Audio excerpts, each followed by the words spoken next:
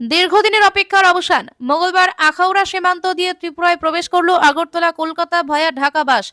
সীমান্তে যাত্রীদের স্বাগত জানান পরিবহন মন্ত্রী সুশান্ত চৌধুরী। উপস্থিত ছিলেন টিআরটিসির ভারপ্রাপ্ত চেয়ারম্যান সমর রায় ও এমডি হেমন্ত দেববর্মা। উল্লেখ্য, 2001 সালে শুরু হওয়া এই মৈত্রী ও শ্যামলী বাস পরিষেবা বাংলাদেশের অস্থিরতার কারণে 2024 সালের সেপ্টেম্বর থেকে বন্ধ ছিল। এবার বাংলাদেশের তারেক রহমানের নেতৃত্বে স্থিতিশীল সরকার গঠন ও ভিসা প্রক্রিয়া সরলীকরণের পর ফের চালু হলো পরিষেবা। ফলে আগরতলা, ঢাকা ও কলকাতা 3 শহরের যাত্রীদের যাতায়াত হবে আরও সহজ ও নিরাপদ। Bureau report, news online India. আজকে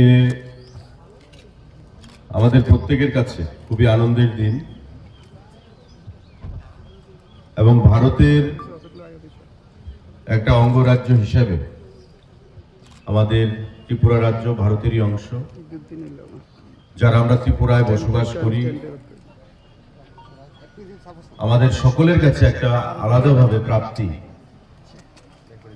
যে বাংলাদেশ এবং ত্রিপুরার মধ্যে, ভারতবর্ষের মধ্যে বহু প্রতীক্ষিত যে বাস সার্ভিস, যা আজ থেকে প্রায় 1-1.5 বছর আগেও চালু ছিল, মাঝখানে বিভিন্ন সমস্যার কারণে বন্ধ হয়ে যায় এবং পুনরায় বাংলাদেশে নতুন সরকার গঠিত হওয়ার পর থেকে আজকে এই বাস সার্ভিস পরিষেবা প্যাসেঞ্জার নিয়ে, যাত্রীদেরকে নিয়ে আমাদের ত্রিপুরার সীমানা দিয়ে, ত্রিপুরার সীমানায় সেটা প্রবেশ করেছে।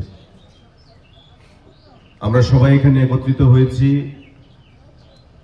তাদেরকে স্বাগত জানানোর জন্য, এবং যারা আজকে এই অনুষ্ঠানে আমাদের মধ্যে উপস্থিত আছেন, ত্রিপুরা